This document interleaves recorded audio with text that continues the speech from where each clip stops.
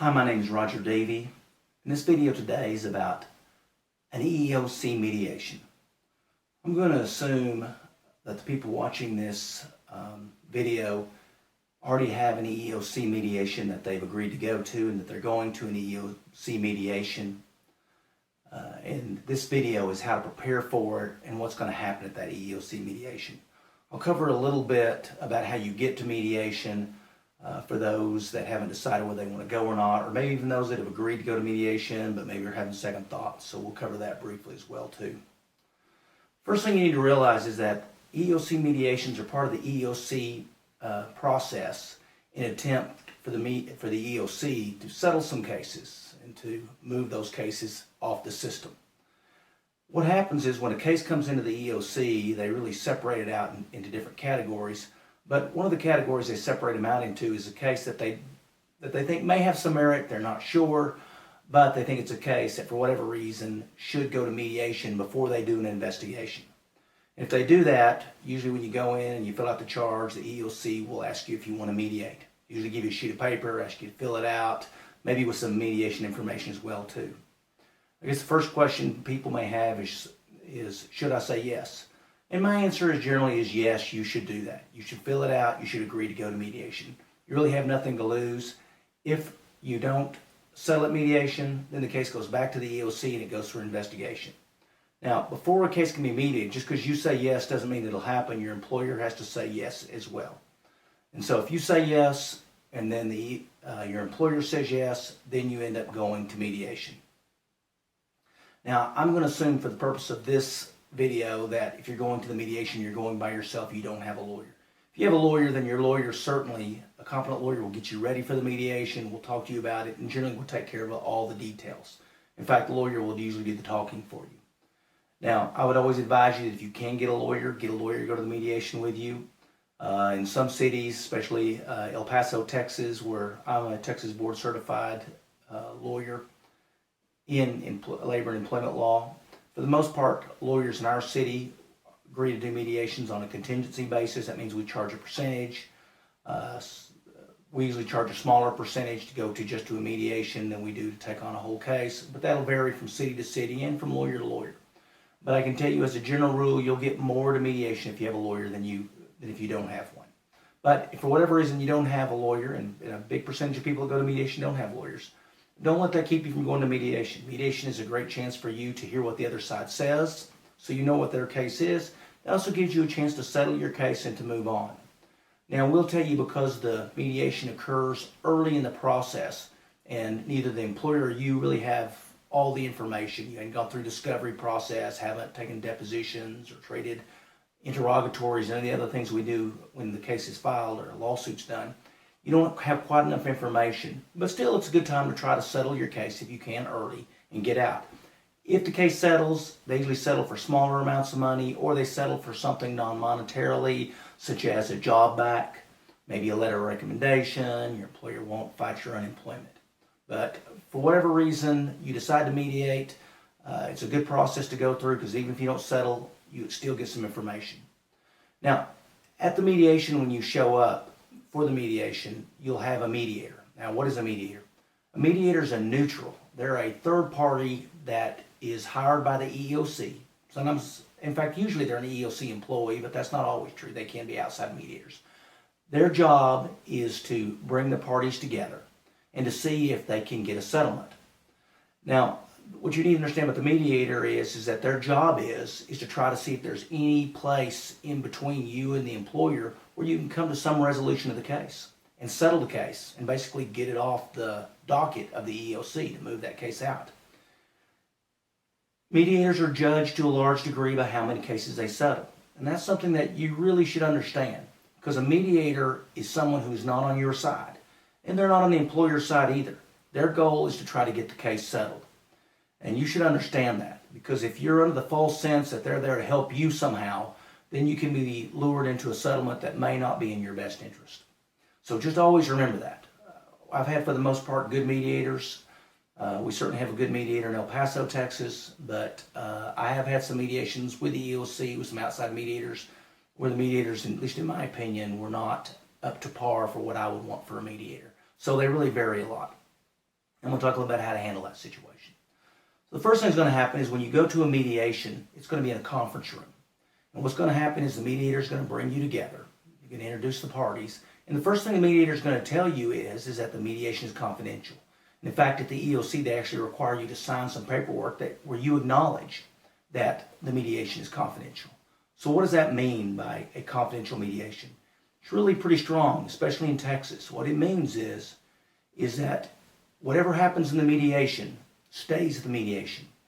It doesn't matter what anybody says. It doesn't matter if they admit liability. It doesn't matter what they say. That cannot be used against them outside of the mediation. So even if your employer were to admit liability and say they did something wrong, you're not going to be able to get that in front of a jury or be able to talk about that because you've agreed to keep whatever happens to the mediation confidential, and so is your employer. And it's a very strong confidentiality clause. Courts seem to universally uphold those, especially in Texas. I suspect most other states as well too. So always remember that mediation is confidential, and that's for a reason. That's so you can lay your cards on the table, both parties can, and see if there's a place where you can come together and meet. Now, before you go to your mediation, you know they always get a call from the mediator letting you know about the mediation. Sometimes they'll give you some information about it. They'll kind of cover what's going to happen with you, sometimes not. So the purpose of this video is to kind of guide you into what's going to happen. The first thing I will tell you, though, is before you go to the mediation, at some point in the mediation, you're going to get a chance to give your story of the case. And so I would advise you that before you go to the mediation, look at the charge you filed with the EEOC, read that very carefully, and come up with a short statement, 5-10 minutes at the most, to kind of cover why you believe you've been discriminated against for whatever reason you put in the charge, whether it's race, color, religion, gender, national origin, age, disability, or retaliation because you filed a claim for those things. You really need to make sure that you have a statement that you can be concise with, that's not personal, it doesn't attack the other side, that really lays out the facts of why you believe you've been discriminated against. It's not an easy thing to do. You need to do it, you need to practice it, you need to be ready for it because you're going to have a chance to tell the employer. And this may be your employer's first time to really get your story and for them to understand. I cannot emphasize enough how important it is for you to be professional, polite, and nice. The other side is judging you. If you come across as nasty, if you come across as hateful or bitter, that's going to show through and it's going to make it much more difficult for you to come to a resolution. So make sure that you practice that statement, that you know it by heart. It's okay to take notes with you at the mediation, but make sure you do that. The reason that's important is that when the mediation starts, good mediators will almost invariably turn to you and say, tell us about your case. That's your chance to give this statement. Now, here's where you really need to be careful. And that is that if anybody tries, and the mediator ought to tell the other side to let you finish, and the mediator lets you finish. But I've seen cases where sometimes the mediator will come in and actually try to start cross-examining you at that time, start asking you questions in front of the employer. I don't let mediators do that. I tell them up front if they try to do that, that's not the way I do mediations, and it's not the way I think you should do mediations either. I think you ought to tell the mediator, I'm happy to talk to you one-on-one, but I'm not here to give a deposition. I'm not here to be cross-examined. That's true of the mediator, and that's even more true of your employer. You don't have to let them sit there and cross-examine you, and I would highly encourage you not to do it. And if the mediator says, well, I've always done it that way, I do it that way, I would tell the mediator I'd like to talk to you outside. If the mediator for some reason doesn't want to, then you have the right to leave. And I would be strong about that. You don't have, this is a voluntary thing. It's not mandatory. Be polite, be nice about it. And in fact, you can tell the mediator that before you even go in, that that's how you plan to attend, that you don't want to be cross-examined in front of the other side, that you're happy to talk to the mediator one-on-one, but you're not there to be cross-examined either by the mediator or by the other side. And I can tell you, nearly all competent mediators will not do that. But every now and then you'll run into someone that does it. So anyway, at least that's my opinion. Other lawyers may differ. I know there's some mediators that are different, but that's something I feel very strongly about. You'll give your side of the story. Hopefully you've done a good job. You've been polite. You've been nice. You've been articulate. At that point, then it's your employer's side. This is really probably the most important part of a mediation. Because at this point, you need to really listen. Don't interrupt. Be courteous. Really listen to what your employer says. You'll learn a lot about your case. You'll learn a lot about why your employer thinks they're right and you're wrong. And sometimes you'll find out that you are wrong and they are right. Other times you'll find out that your employer is mistaken about something, and that's important too. I always take notes during that time period. I want you to know, in some jurisdictions and some mediators, they don't like you to take notes because they told you about the confidentiality. They don't want you taking it out of there. Some will let you take notes but ask you to turn them in at the end. But I think it's important that you keep good notes, or at least in your mind or on paper if you can, of what your employer said, and especially things that you think they're mistaken on. The mediation is not a time for you to argue with the other side. It's not a time, there's some things you're not going to agree on, but this is not the time or place for you to fight the case out. This is a time for you to listen and hear what they have to say. At that point, most of the time you'll have what's called a breakout session. You'll go to another room, or the employer will go to another room. The mediator will then come to you and will talk to you about settlement. In other words, what do you want? Give this some thought before you go to the mediation. You shouldn't be coming up with your thoughts of what a settlement is when you show up at the mediation.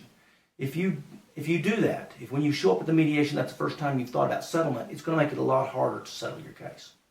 So a lot of people ask me, well, what should I settle for? It's hard to say because every case is different. It depends on the facts of your case. Figures out what your lost wages are. How much money did you lose? Are you getting unemployment? At least in Texas, the employer generally used to offset unemployment.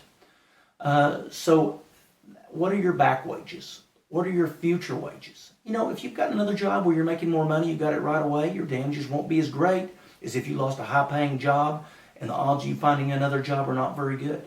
So your lost wages is certainly a driving point. The facts of your case and how you felt and the mental anguish you suffered. Did you go to a psychologist, a psychiatrist? I mean, we all understand that termination is a very traumatic event, and certainly you want to be able to convey that during your opening statement about how it's affected your life.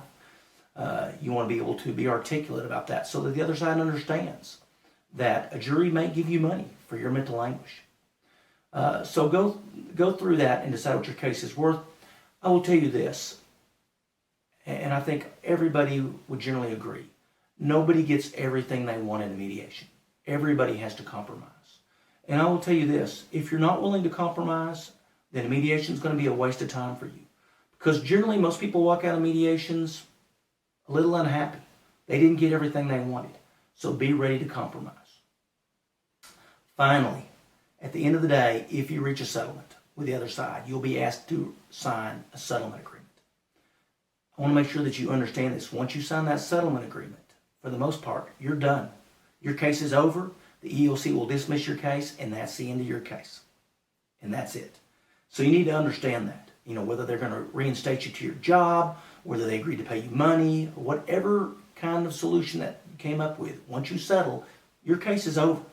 And just some advice, once you settle, don't look back on it. Don't sit there and think, oh, I shouldn't have done it. What should I not done? It's very easy, I find, for clients to do that. But once you settle, move on with your life the best you can and go forward.